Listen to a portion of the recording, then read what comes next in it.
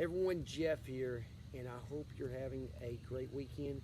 We have tonight. I want to talk to you about um, basically the importance of reading Proverbs in your Bible. Right? Um, if you've never done a Bible study on Proverbs, you need to begin.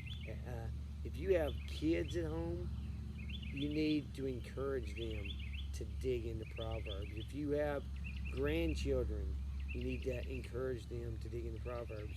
But even you, as an older, wiser person, it helps to dig into Proverbs on a weekly basis. All right, because Proverbs is instruction for life. Right. Let me just read you just a little bit here. It says, I'm just going to start with Proverbs 1:1. All right.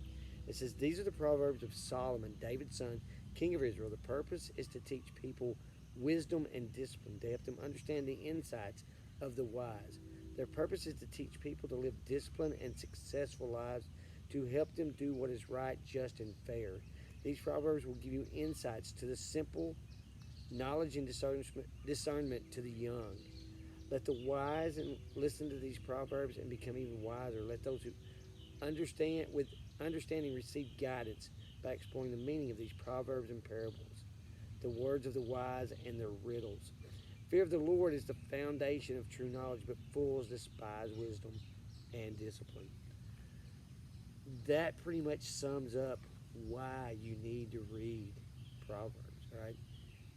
It is instruction for life, and if you want an easier, once again, I don't say easy life, but if you want an easier life, if you dig into Proverbs and you follow the guidance in there, your life is going to become so much easier.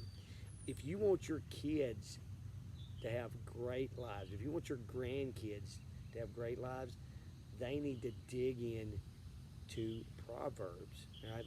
A lesson I learned as a young man. I had a brother-in-law who was a pastor. He was a mentor of mine, even at the short time we were together, right?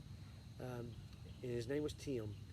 And one of the first things when my wife and I started dating, right? Like I said, he was already married in the family. He was my brother-in-law. Or I guess at that time he was my future brother-in-law, right? And one of the things, we went out one day. I was dating my wife. We went out one day and we sat outside, and he asked me about my Bible study. And he asked me, what is your Bible study? And I said, I don't have one. Right? And he told me, he goes, you need one. Right?